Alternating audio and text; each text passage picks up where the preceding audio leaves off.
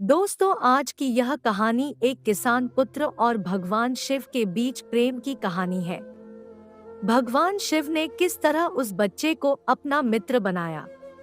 यह कहानी आपको सुनने में बहुत रोचक और आस्था से पूर्ण लगेगी। कभी कभी भगवान अपने भक्त के भी भक्त हो जाते हैं। यह कहानी 2 पार्ट में होगी। बड़े ध्यान से सुने।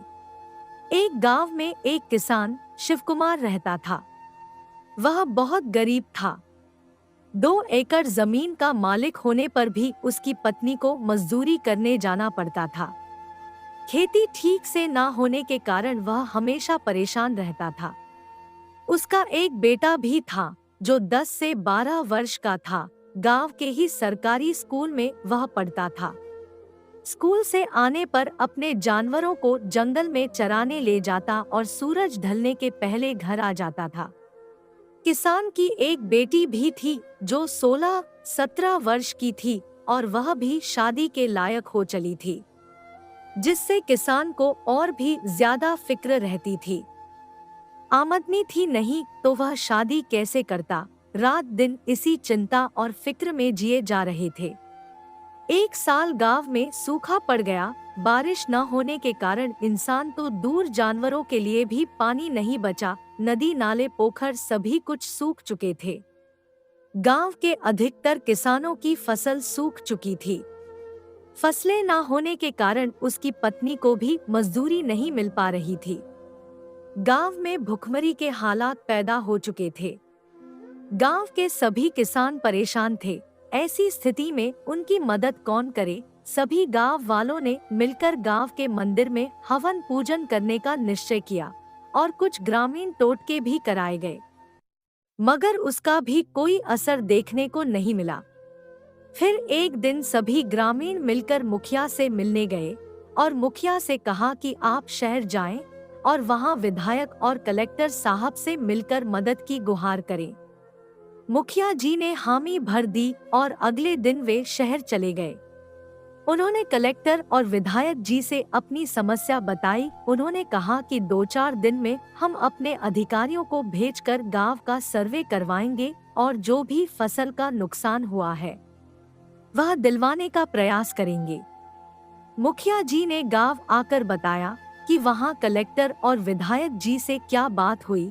गांव के लोगों ने कहा कि इन सब में तो बहुत समय लगेगा, क्योंकि सरकारी कामकाज बहुत धीरे धीरे होता है।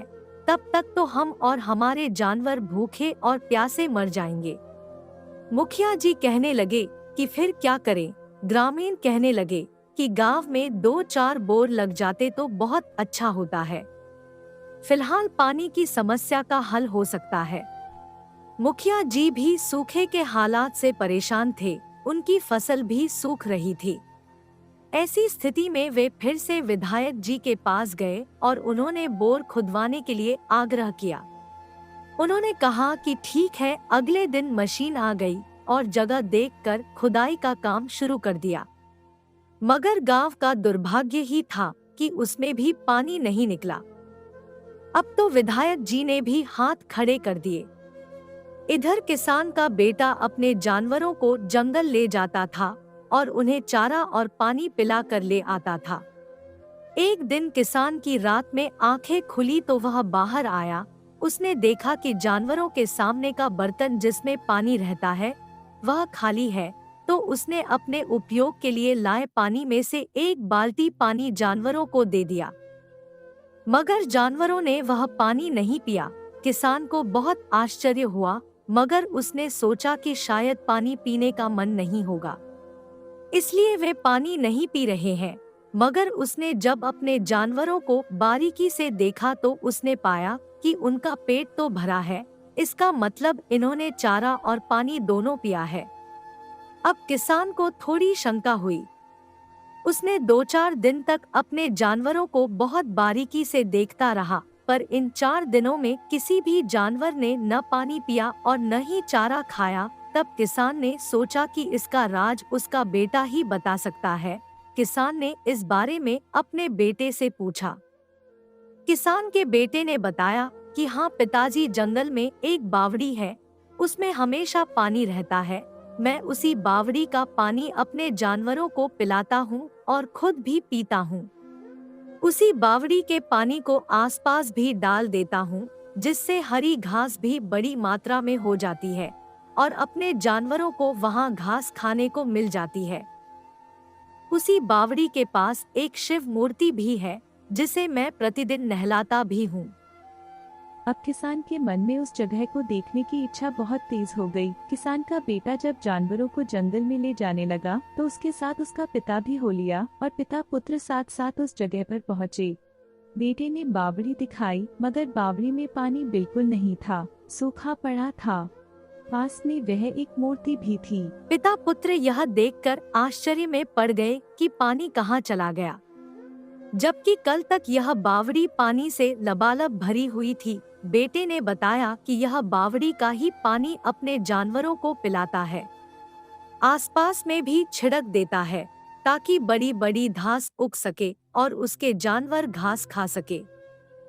अब वे दोनों घर वापस आ गए। इस बात से दोनों ही आश्चर्यचकित थे कि पानी कहाँ चला गया है, जबकि बावड़ी का पानी सूखता ही नहीं है। किसान के बेटे का मन नहीं माना तो वह घर आकर अपने जानवरों को बांधकर फिर से वापस जंगल गया। अंधेरा हो चुका था, फिर भी वह उस बावड़ी के पास गया तो देखा बावड़ी में पानी भरा हुआ है। उसने तुरंत ही वहाँ रखे एक डब्बे से उस मूर्ति को नहलाया और थोड़ा सा पानी आसपास की जगह पर भी फेंक दिया और वापस आ गया। घर में सभी उसकी राह देख रहे थे। पिताजी ने पूछा कि कहाँ गए थे। बेटे ने बताया कि मैं वापस बावड़ी के पास गया था, यह देखने की पानी कहाँ चला गया, मगर पिताजी अभी तो बावड़ी में पानी है और मैंने मूर्ति को भी नहलाया है और आसपास की जगह में कुछ पानी छिड़क भी दिया। अब किसान बहुत तनाव में आ गया, कहीं मेरे बेटे के साथ कुछ अनहोनी ना हो जाए। काफी रात तक पति पत्नी सो नहीं पाए। सुबह 4 बजे बावड़ी की मूर्ति उनके सपने में आई और कहने लगी कि मेरी बावड़ी पर केवल तुम्हारा बेटा ही आ सकता है, कोई और नहीं, तुम भी नहीं। तुम पानी देखने गलत नियत के साथ आए थे, इसलिए मैंने वहाँ का पानी सुखा दिया। अब ऐसा मत करना। ऐसा कहकर वह मूर्ति वहाँ से गायब हो गई। अब पति पत्नी दोनों की नींद टूट गई और उनका बेटा पास ही सो रहा था। यह देखकर उन्होंने चैन की सांस ली। किसान सोचने लगा कि अब क्या करे। वह सोचने लगा कि कम से कम जानवरों को तो पानी मिले। उसने यह सोचकर गांव के अन्य जानवरों को भी अपने जानवरों के साथ भेजना शुरू कर दिया। अब दूसरे जानवरों को भी चारा और पानी मिलने लगा था। जानवरों की सेहत भी ठीक होने लगी थी, मगर यहाँ दूसरे जानवरों की देखभाल में किसान का बेटा शिव मूर्ति को प्रतिदिन नहला नहीं पाता था। एक रात फिर से किसान को शिव मूर्ति के दर्शन हुए। मूर्ति ने कहा कि तुमने अपने बेटे के साथ गांव के अन्य किसानों के जानवरों को भी भिजवाना शुरू कर दिया है, जिससे तुम्हारा बेटा मुझे नहला नहीं पा रहा है और वह मुझे प्रतिदिन नहीं नहलाता है तो बावड़ी का पानी सूख जाएगा, फिर तुम्हारे जानवरों को चारा और पानी भी नहीं मिल पाएगा। ये कहकर मूर्ति अदृश्य हो गई। पति पत्नी की नींद टूटी और वे परेशान हो गए कि यह क्या मुसीबत है। इधर गांव के हालात खराब हो चुके थे। पानी के लिए गांव के लोग दूसरे गांव से पानी लाकर अपने जानवरों को और घर की पूर्ति कर रहे थे, मगर अब दूसरे गांव में भी पानी की समस्या आने लगी थी, जिसके कारण उन्होंने पानी देने से मना कर दिया था।